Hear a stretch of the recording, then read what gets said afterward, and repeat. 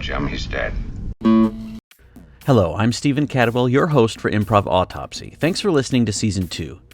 This episode is part 2 of my interview with the multi-talented improvisational theater artist and musical director John Hilsen. I neglected to mention in the last episode how excited I was to finally interview an improv musical director. As when I interviewed improv tech director Charlie Downs, the musical director role is one I have the utmost respect for and have such limited knowledge of. I was fascinated by all aspects of this interview, and I trust you have been thus far as well. John also answers my Proustian questionnaire in this episode, which is always fun for me.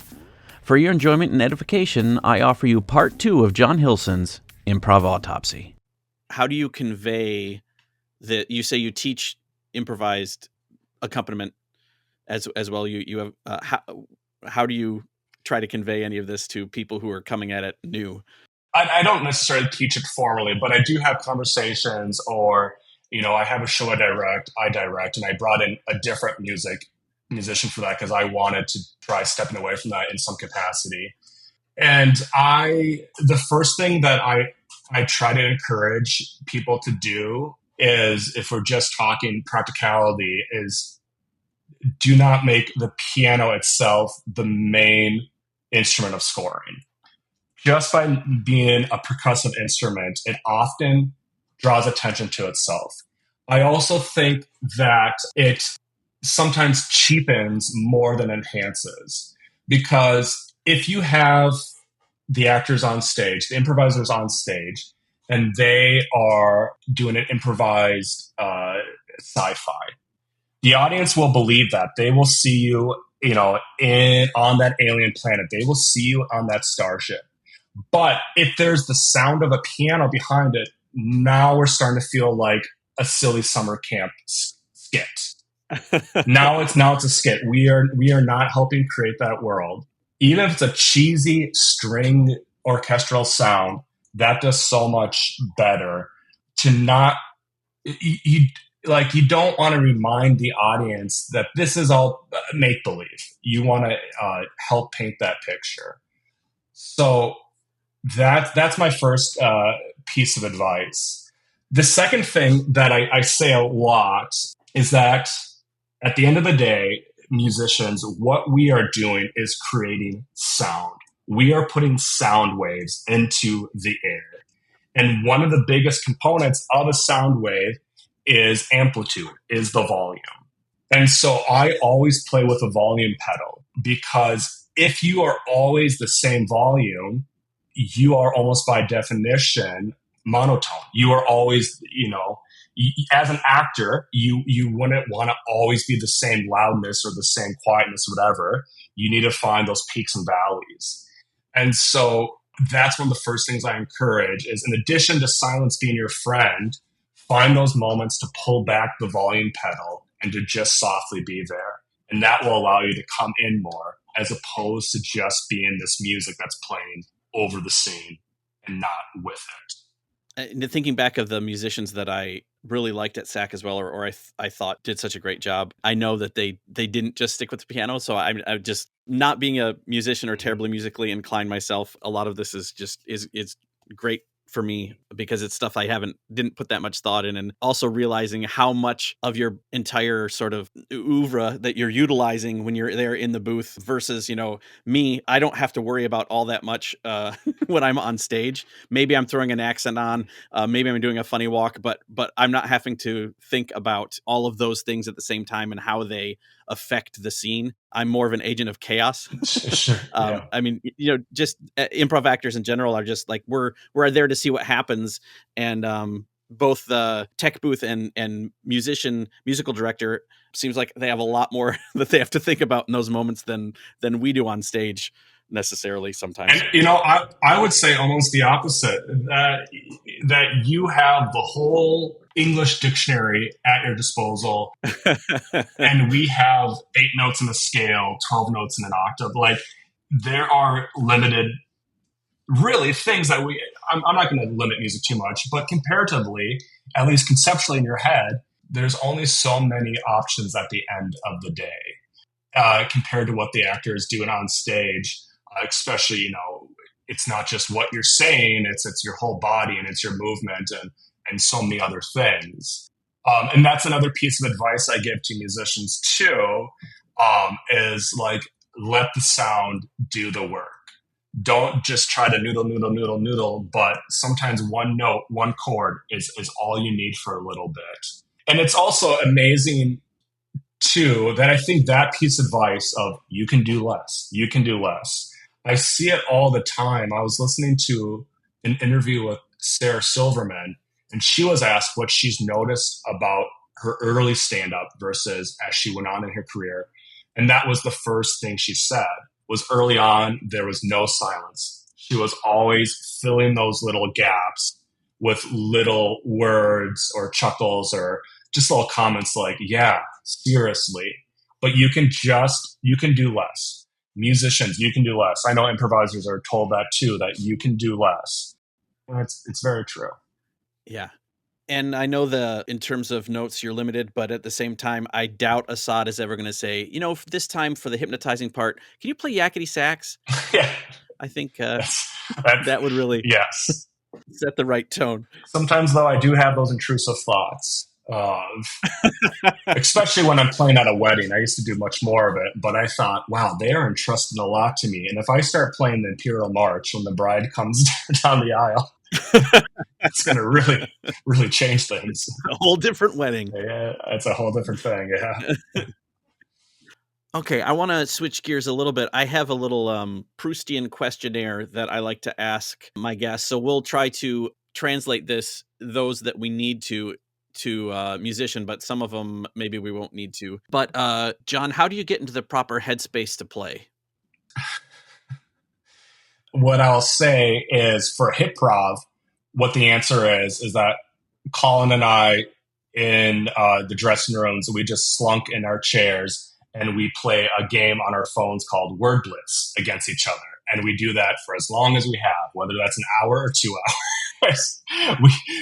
we do not, Colin is not a big warm-up guy. We just play our game against each other for a very long time. But maybe that's part of it, of just bringing ourselves to the stage and not trying to be anything but that. To get in the right headspace during a performance, for me, it's my eyes on the performer's eyes to really track the emotion, what they're thinking, what they're feeling, and to get really in tune with that minutia of emotion that's happening, as opposed to doing what I want to do in a moment, is tracking what the scene needs, and that comes from faces. And I really learned this because I wear glasses, and there was a while where I thought glasses were an optional thing for me. But I remember playing some comedy sports shows and just having a little more fuzziness on the faces. That impacted my performance in a negative way. So to get in the right headspace, there is only the current moment. There is only what the people on stage are feeling, what they're going for, where they are in the scene. And it matters little, like what I think personally as a musician. Do you have a favorite get for, a favorite ask for a suggestion? My favorite get is obviously just something that actually impacts the scene. That's not just wallpaper. That's not just someone's name. That's not just a one reference thing, but that, and I can't find a better specific example than that. And it kind of goes back to my belief that I think the reason that largely audiences have connected more with short form than long form is that short form is always proven to the audience that it is improvised. Because you're getting all these gets, because you're engaged with the audience, the people on stage are clearly improvising. Whereas in long form, if you get no suggestions or even you just get one or two, obviously they're improvising. You and I know that an audience less familiar with improv doesn't really get it. And this is something that I really learned and that came to light for me when I was watching Magician in Vegas, is that in a magic show, the magician is constantly reminding the audience that this is magic, that this is a trick I'm doing. And these are the parameters, and this is what I'm doing. This is what you're expecting. I'm doing something different. How could this be anything different? I have this person on stage with me. They're constantly proving themselves. And so this is a long-winded answer, and it's going into a tangent that you probably didn't intend. But I just want that suggestion to very clearly impact the scene or the game, and so that the audience is reminded, oh, this is definitely being made up. Yeah. I mean, and it's kind of built into Hyprov because you have those people on stage with you. So like, that's such a huge unknown that this has to be made up. You know, you would think, Stephen, but the the word that we see all the time is plants. The audience members are plants. And speaking very truthfully, they are not. One, that would be no fun. Two, we don't have the money for it to pay 5 people for every show. Yeah. And that's, but this is the curse of improv, right? That when it's bad, people, or I shouldn't say bad, but when it doesn't quite land, people will say, oh, of course, it's improv. They're just making up. Yeah. When it's really good, they're thinking, oh, that was probably scripted in advance. Yeah. And so we have some ways we try to work with that in Hyprov. Assad will ask the audience, hey, who came with this person? And then someone will yell out that they came with, and he'll ask them a little bit about the person. Now, from our reviews, that doesn't always quell people's suspicions of the word plants. And the other thing we laugh about is we've seen, Colin, Assad, and I have seen the show at its very, very best, totally on fire. We've seen shows that haven't quite reached that point.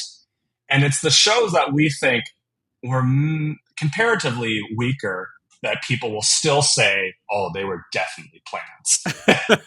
And we want to say, really? You think that was the best we could come up with, having planned all of this? Yeah. Blessing and a curse. Do you have in terms of, and this is not just Hyprov, but any in, all of your experience, is there a least favorite suggestion? Oh, yeah. Everyone thinks they're so clever, and they are the first one to suggest underwater basket weaving. This is about 6 years ago. It's died down, but give me an activity. Underwater basket weaving. Just knee-jerk reaction. If you're asking for an animal, platypus. It's always platypus. And the person who's yelling it thinks they're so clever. Dildo. Dildo is the other one. It seems to be almost any category, but the person who's yelling dildo thinks they are very, very funny. But I think the least favorite suggestion that I've ever experienced, it came from someone in this room. And I'm not going to say who the person is, but the person is in the room right now that I am in.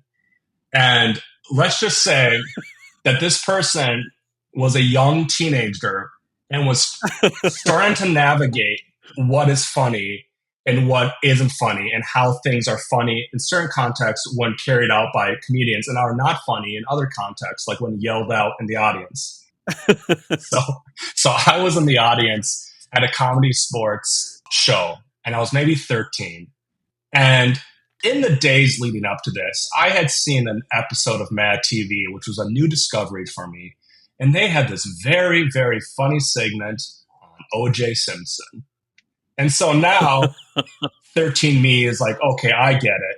Adults, this is a funny thing for adults. And so the poor improviser at Comedy Sports, who then 10 years later I ended up working with, they ask, I need a historical event. And then this little 13-year-old brat, me, yells out, the trial of O.J. Simpson. And it just big oof from everyone in the audience, from everyone on stage. And it was a profound learning moment for me of being like, oh, you can't just regurgitate something that was handled well in a comedy situation by professionals, and that they were in control of the comedy and the commentary on it. You can't just yell that out as a suggestion at an improv show. Unless it's underwater basket weaving, in which case... Unless it's underwater basket weaving, and then everyone loves you, and they think, oh, God, get this guy on the stage. That's funny. You're a funny guy. Oh, what an interesting and unique concept. Yes. Did they use it? They did not. Okay. I was getting looks from everyone, and we moved on. And the trial of O.J. Simpson was not used. I'm sure they handled it well, but I just remember the instant feeling of, I shouldn't have said that. They asked. Yeah. Do you have a favorite way that to burn a suggestion that is uninspiring? Colin's really good at this in that he, of course, applies the yes and, but he also is very good at responding to it, not always with yes and, but also, are you fucking kidding me? In his own way. And so when someone yells out prostate exam as a scene suggestion, he will stop and he will say, really? That's what you want to see for the next 5 minutes on the stage? And he will just burn it in front of the audiences, just to that audience member. And I think, obviously that's outside the context of a scene, but I think it's okay. And Colin's really the king of this, of acknowledging that thing was said and just acknowledging also how stupid it was and how much we don't need it. Like you can, and that's kind of, you want to create reality around the suggestion, but sometimes the reality is no one wants that. And I think that's an okay thing to acknowledge in character or, just as yourself hosting the game or the moment. Yeah. In one of the Johnstone books, I forget which one, he talks about just talking about suggestions, and it's the that I think it was Johnstone. Anyway, sometimes like that suggestion wasn't meant to help you. That person wanted the laugh. So I feel like that acknowledgement, when you acknowledge them like that, they still get what they wanted out of it, right? Which was not to see the scene about the prostate exam, but they still get acknowledged. Yeah, and they can get their laugh, and you can move on without having to demonstrate a prostate exam on stage. For sure. What the question that I have written is, what do you look for in an audience volunteer? And I know for Hyprov, they, at least when we saw it, just invited until the chairs were full, anyone to come. I imagine that's an attempt to mitigate the plant issue. Yes. Yeah. Or, and then Assad my impression was that he was noticing this person is faking it. These are the people that are really able to go under. But even beyond just Hyprov, like if you're choosing an audience volunteer, or what do you hope for in an audience volunteer? You want someone who isn't trying to be funny. That's really what you want. And that's what you want from a suggestion too, right? Yeah. You don't want a punchline. You want a springboard. And it's certainly true for an audience volunteer. And it happens to work really well with hypnosis too, that Assad is looking for people who are not doing more than he's asking for, that they're not hamming it up, but they're just living in the reality that he is spelling out.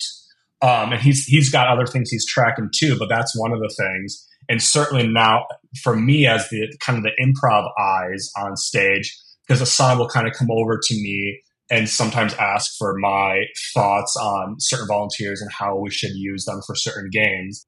And I am looking for, people who have let go of their need to be funny and are just living in the reality of the moment, because that's where comedy is truly created.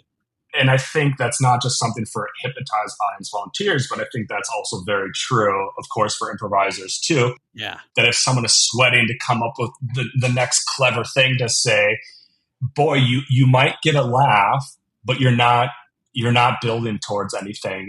And it's not a fruitful path to go down. It has diminishing returns very, very quickly.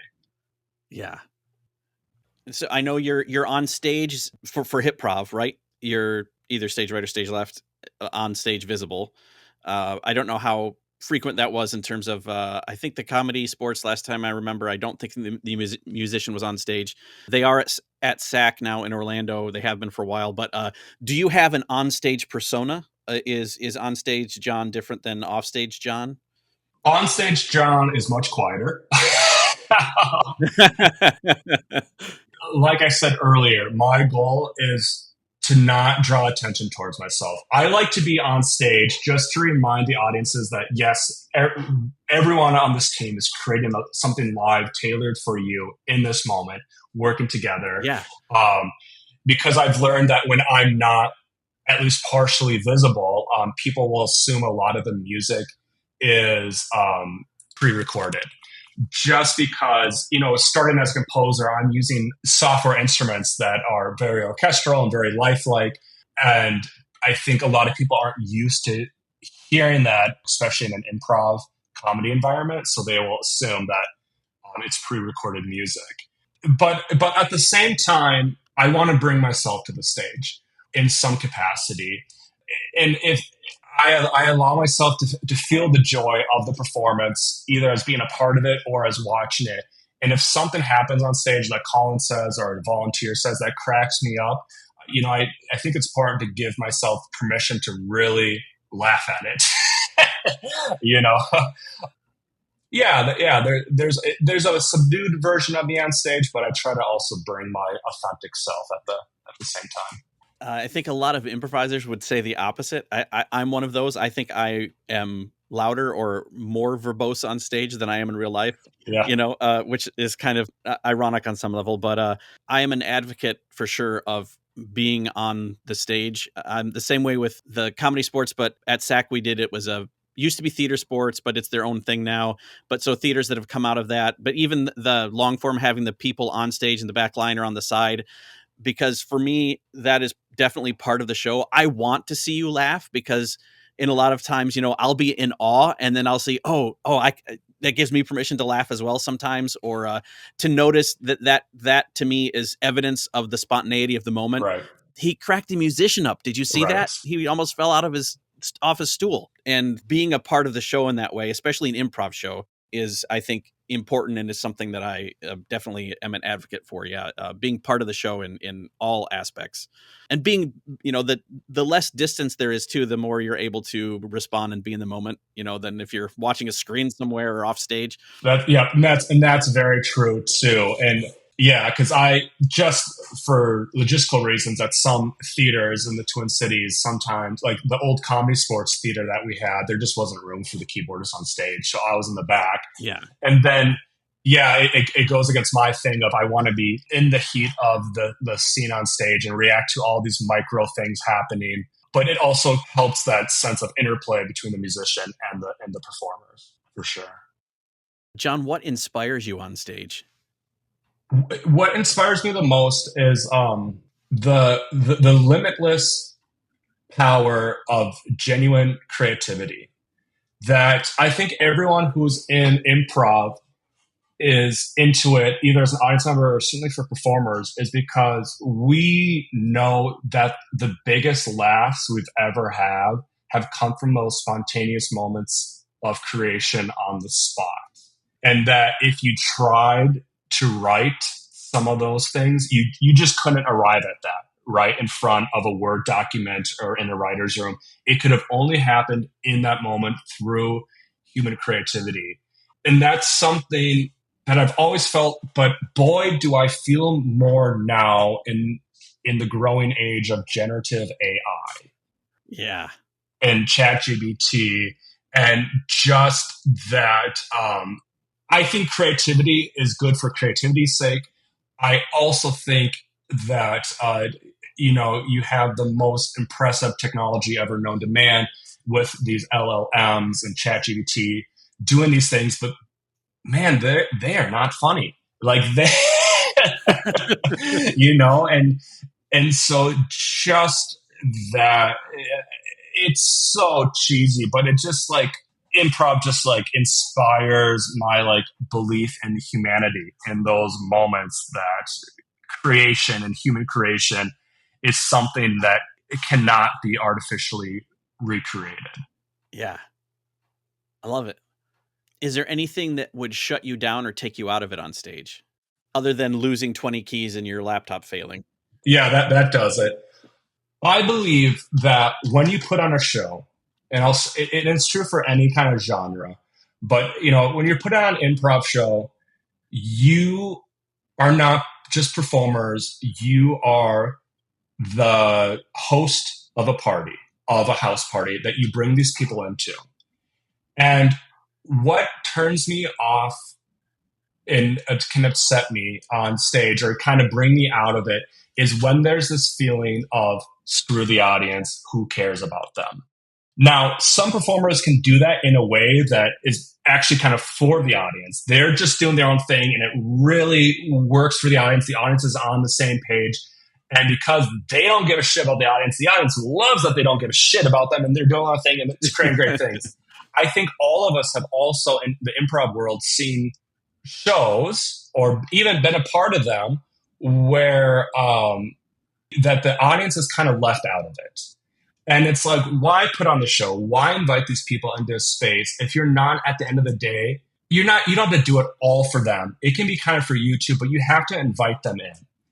It feels the same way as if, you hosted a house party, but you refused to talk to the guest who didn't know anyone there.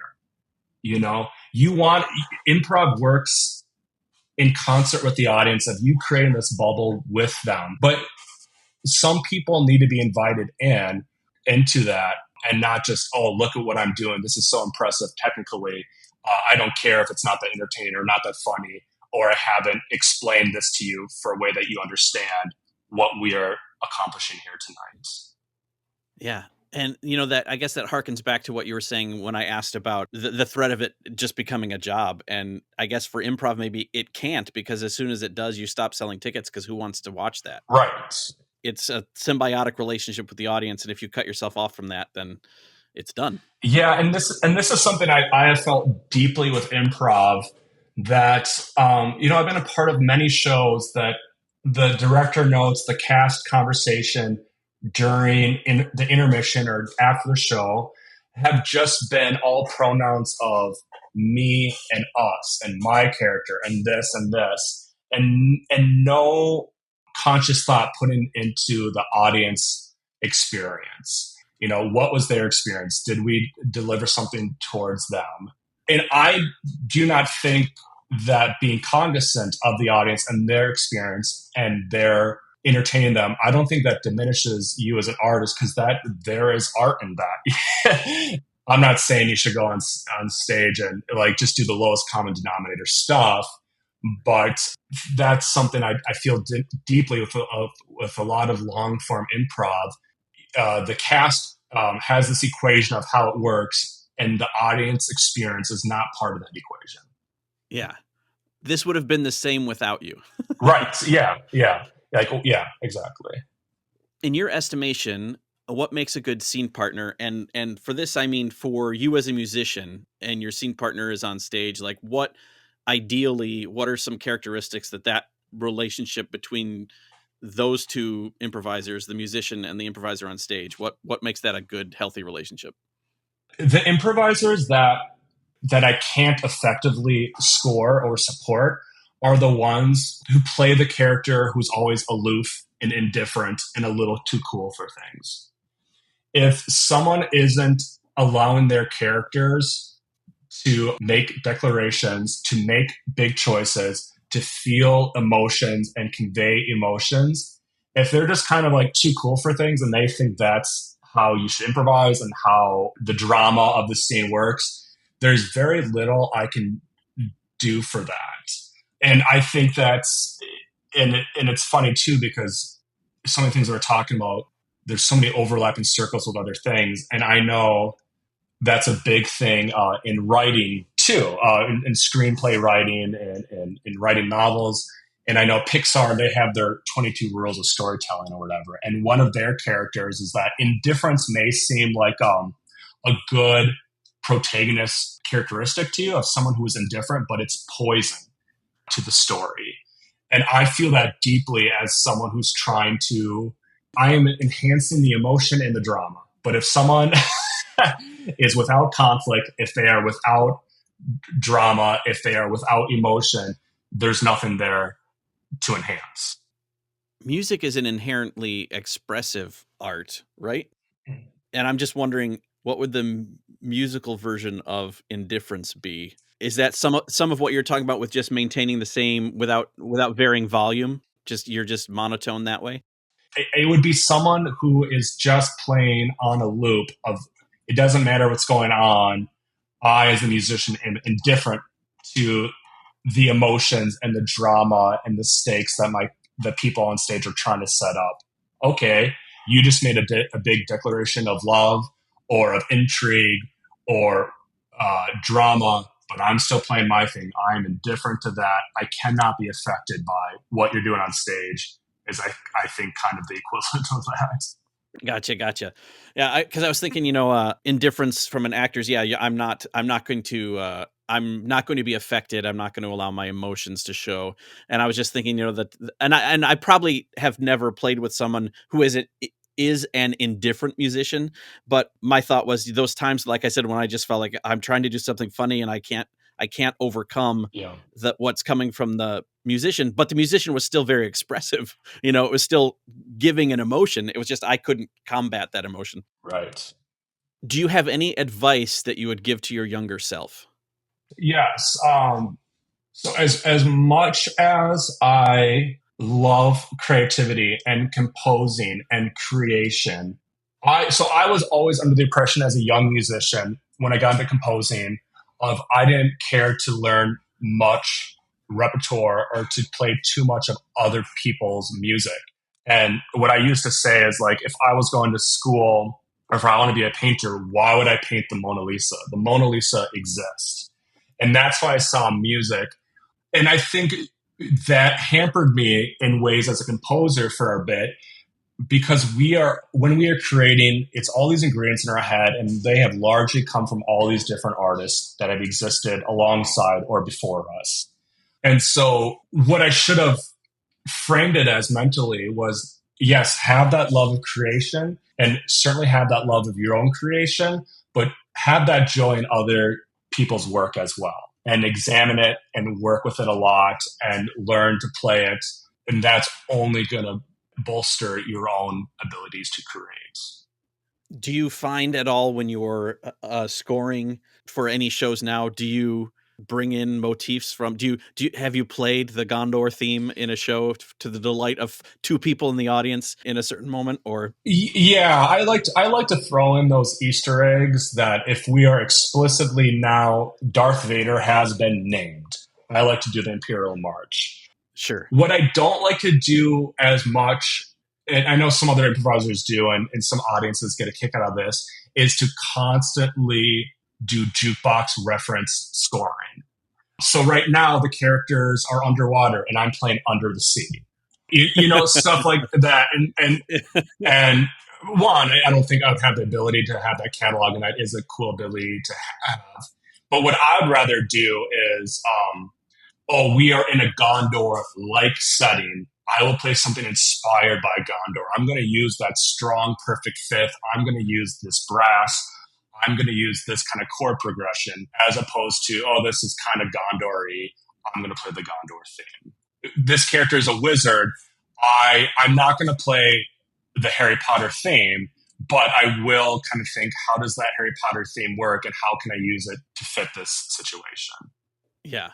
Sort of the same idea with improvisers who are either literally use the suggestion or, thematically use the suggestion, or continue to use the suggestion more than just the literal way that may have been the first thing to come to mind. Right. And it's also too, I kind of see it like the equivalent of maybe like the Family Guy style of humor, that you're constantly referencing things like very directly. You're not invoking that genre or that archetype or trope. You are just stating that thing. It's like a lot of people can only make jokes that are quoting a certain TikTok or a meme.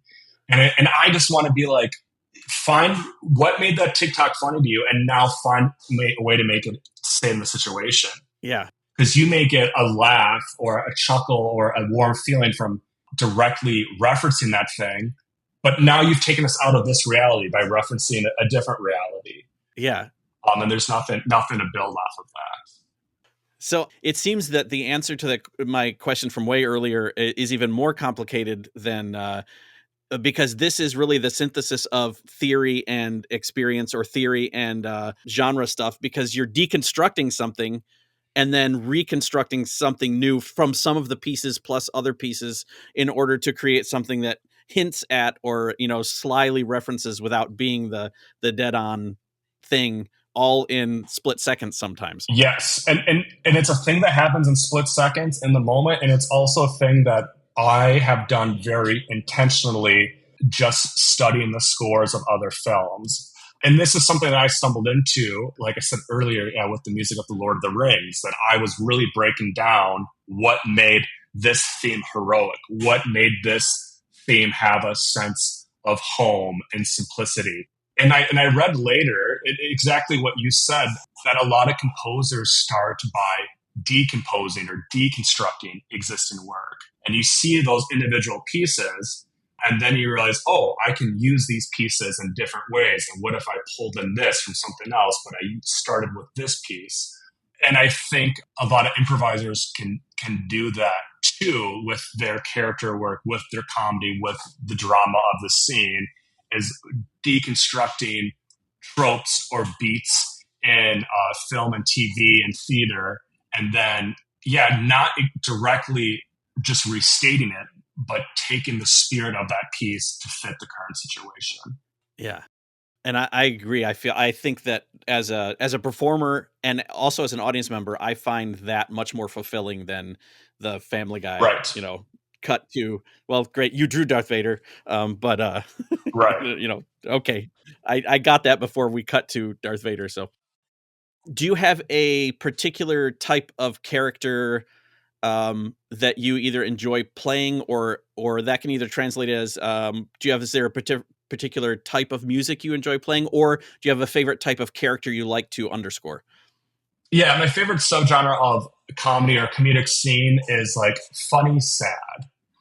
I think the feelings of sadness in a comedy setting that mix authenticity with some comedy, intentional, unintentional, works really well.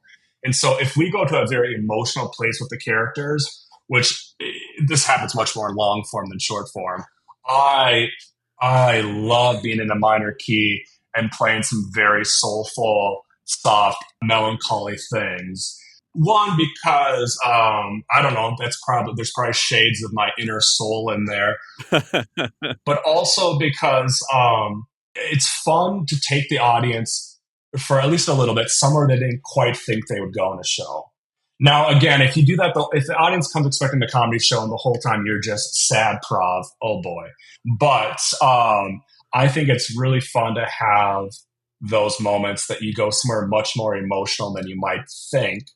Yeah, I love scoring those moments too, because that's kind of the anti-indifferent. Someone who really is allowing their character to be very affected by something is ripe for musicality behind it, is ripe for a lot of opportunities within the scene with the characters. Okay, so this next one, I'll two different. There's a few different sections to it, but I'll throw it at you two different ways. So the first one is, if you could underscore for any living performer, who would it be? I am extremely, extremely blessed in that I've already had a couple hundred shows with one of my answers.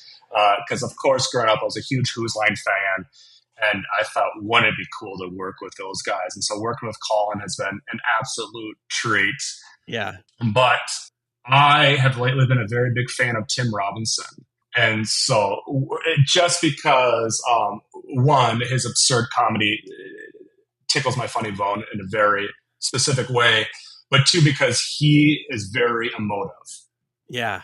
When he's playing indifferent, he's playing a character who's trying to appear indifferent, but is clearly feeling something deeply underneath it all. So that's ripe for scoring underneath. So as someone who just recently finished The Chair Company on HBO, yeah, Tim Robinson is the clearest answer that comes to mind. if you could play with any living musician, who would you choose to play with? In the work that I've been doing, I am usually the only musician, in the act. Yeah. It's usually I'm just the music guy, and everyone else is doing other things. But I would love to work with, in some way, if this could happen, with one of the great film score composers to do Hans Zimmer. He's working some MIDI stuff, and I'm doing some MIDI stuff. Because as much as Hans Zimmer as a composer, having done his masterclass video series through Masterclass, he also has a real sense of spontaneous creation. And so much of that I've learned, not just from scoring at the keyboard at home and with manuscript paper and a pencil, I've also learned from him really how to approach improv. So the two other sections of this, I'll say either or. We don't have to go through both musician or improv performer. But the next part of it, of the question, is basically the same question, but this time anyone who is no longer with us. Who would you either like to work with musically or underscore for a show, or both, either or? The person that jumps to mind is someone who is still with us, but life in Hollywood was not kind to us, so they have not performed in a long, long time. But my first answer to that is Amanda Bynes. And my fiance got me to watch for the first time recently, She's the Man with Amanda Bynes. And I truly think that had life been kinder to Amanda, had the Hollywood culture been more protective and more thoughtful of her as a human, she would have been our next Jim Carrey. Just AAA, totally top of the game, premium, top comedian. She can play every bit perfectly. She has the Jim Carrey rubber face that she can get into all sorts of wacky things, but she also knows how to use her voice to work the dramatic moments as well. She's making jokes that aren't funny very funny. and she's had that ever since she was very, very young. Yeah. And so I'm very well aware that Amanda Bynes is still with us, but that's a woman who deserved better out of life, and who we would have all benefited from just for her incredible next to none comedic abilities. Yeah. Okay, last version of this question. Again, same question, but this time anyone fictional. Yeah, Kermit the Frog. That's any Muppet. Actually, if I'm being more specific, it's this Swedish chef. I would love to spend some time with the Swedish chef. Any Muppet, Fozzie Bear. I would love to do hokey musical score behind a bad Fozzie Bear stand-up set. Man, any of the Muppets. That's the dream, really. Yeah, I think that is the correct answer. Yeah. What do you find as your musician for a scene? What is most helpful from the stage? It all goes back to like characters who feel things and want things and who are in conflict with each other. If people are unaffected by things, if they're indifferent to things, if they always play the scene the same way, there's nothing for me to enhance or to complement or for me to counterpoint even. So I will do my best when an improviser on stage is living an emotional truth, or it doesn't have to be truth, but showing and living their character with emotion. And if not necessarily emotion, playing strongly into tropes or into a genre. So the follow-up question to that, and maybe it's just the opposite of what you just said, is what is the least helpful then from the stage? Would it be the person that you were talking about before that's unaffected, or is there more? Yeah, so it's definitely the person who is indifferent and unaffected by things going on, or the ones that think that when there is an emotional beat that you should sweep it immediately, as opposed to just deflate something that comes up emotional with a quip. Or, we can all imagine what that looks like. And certainly, like, the MCU, the Marvel movies are guilty of this. Whenever they start to go somewhere deeper, it seems like they're like, don't worry, we're still having a fun time. Here's a silly joke. But by diving deeper into some of that stuff, it's not only better for the reality of the scene, but I think there is more comedy that can be drilled out of there as well. Are you perturbed when an actor mentions the music? Is there a place for that? Would you rather it just didn't happen?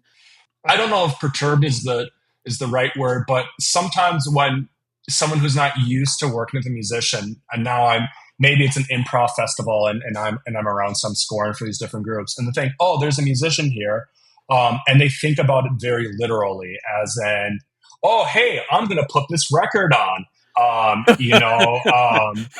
it's Elvis. And now it's like, okay. Now, whenever I get cast as the jukebox machine, I think one, it's not building towards anything. And two, frankly, I don't think I may be able to do one or two things, but if that becomes the game of the scene, my catalog is I'm not going to be able to just whip out any song that you mentioned. Some people think musicians can do that. But I always very much prefer to play non-diegetically, that the music itself is rarely in the reality of the scene. Yeah. And if it is, it's not a specific song that they have now invoked that people are expecting to hear a specific song of. Other than laughter, is there an audience sound that you revel in? My favorite sound is probably, oh, like a moment that catches them off guard, that they feel for something on stage. Yeah. And again, I think improv is there to make people laugh and to create comedy. But by giving them that moments that they actually, when you hear that, oh, when they actually feel for the character in that moment, I think we've created something special. And then I also think it's going to make the next laugh even bigger with the slingshot effect. Yeah. Is there a sound that the audience could make that would make you uncomfortable? Yes. Touring around the country, you kind of, you can start to tell when people are laughing either at a volunteer as opposed to like with them, or they're responding too strongly to a certain joke.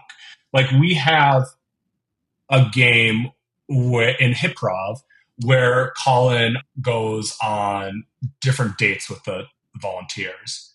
And sometimes when we now mention that this is the premise, that Colin has gone on a date with a guy, there's a certain type of laughter from men in the audience when it's funny because they're gay. Like they think that is the comedy we are creating, like that, and it's like, no, that's just whatever. Okay. That is not the joke of it. And so, yeah, so I'd say homophobic laughter is it's my least favorite sound from the audience. Yeah, I was just sort of integrated into the talk about different types of laughter and asking questions about different type of laughter. So I'm glad you brought that up, because mine was, what's your favorite type of laughter? But yeah, that would definitely be one that's like, that's my least favorite type of laughter. Yeah. That's laughter that I don't want to hear. It's also hard to articulate sometimes some of them, because it's all laughter, but I think it's more something as a performer you're more conscious of than a lay person, because it's hard to describe some of that. It's like when you're on stage, you know it when you hear it, but it's kind of hard to describe. Right. Yeah. And you don't have to name any names here, but what's the worst venue you've played? So when we're touring, oftentimes the answer is, so what I was going to say is that oftentimes the answer is when the tech crew, there is no in-house tech crew. They're hired guns that work at the venue. They just don't care about the upkeep. There's cables around. They're not that invested in the show. There's like literal trip hazards just off stage, sometimes on stage. So that can be tough. But the real answer for like the worst venue, it all comes down to people. And there are over 90% of the tech people that I've worked with and theater staff have been just lovely and accommodating and actual pleasant human beings to be around. Sometimes That is not the case. And you are treated as a burden. That every little thing you ask for, and this is stuff from the writer, this is basic stuff like, hey, this keyboard needs to be plugged into your sound system, is just met with like rolled eyes, like you are a burden to them. And it's so strange to me because, like, don't you have some love of the game? Aren't you in theater because you like putting on a show, you like audio, you like working the soundboard? But some people just really treat the artist as a burden at every step of the way. And that's very difficult to work with. There's other times too, and I'm on the tech side of things, that I tell the audio tech person that we have a couple sound cues that need to be triggered from you in the sound booth. And this isn't our writer. This is communicated in the advance of the show. And then I get there and I find myself needing to teach them how to download a file from their email. And then I helped. There's one time that this sound tech, he didn't know how email worked. I emailed him the file. I showed him how to log into his email. I showed him how to download the audio files. They were on his desktop. And then he looked at me and he said, okay, now what do I do? And so I don't know. And this is true in any profession, but some people, you just don't know how they've ever lasted one day in their job. And now you're teaching someone how to download a file from an email and then what to do with it. Those are hard venues to work with. I presume after he asked that, then you opened LinkedIn and showed him how to upload a resume. Yes. And, look for a new job. Yeah. I think you mentioned something earlier, but what is the best note or the best words of wisdom you've received? I think it goes back to that quote, and I wish I remember his name, but the composer for the TV series Arrested Development, of him saying the way I score comedy is to treat it like drama.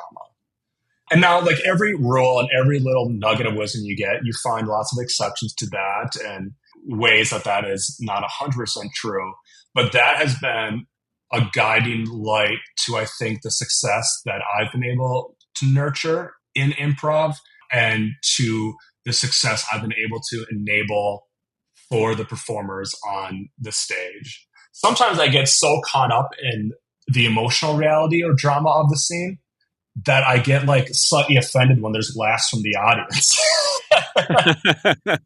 Because I'm so drawn into the emotional content. And it's always a fun moment. And I love when that happens. But yeah, to approach it like a drama has been the biggest thing. And just like, I don't know, love in a relationship with another human being, that the love you get out of it is sometimes equal to the love you put into it.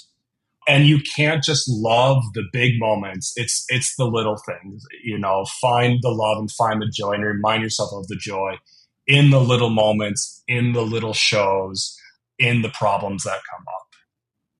What is the least helpful note you've received? And if you haven't received one, what's the least helpful note you can conceive of?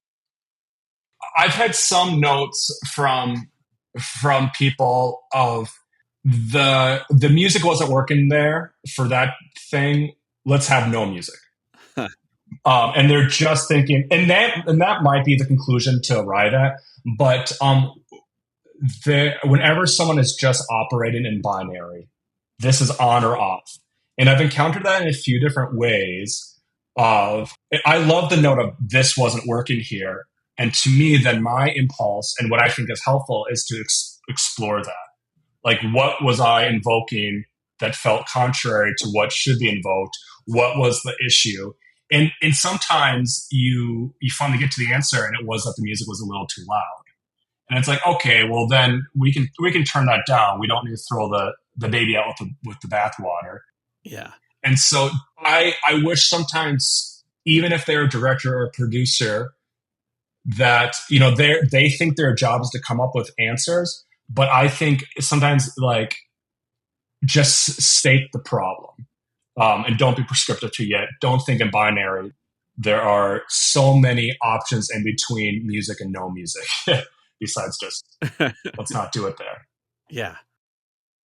If there were an Academy Awards for everything musical improv, what would you be nominated for?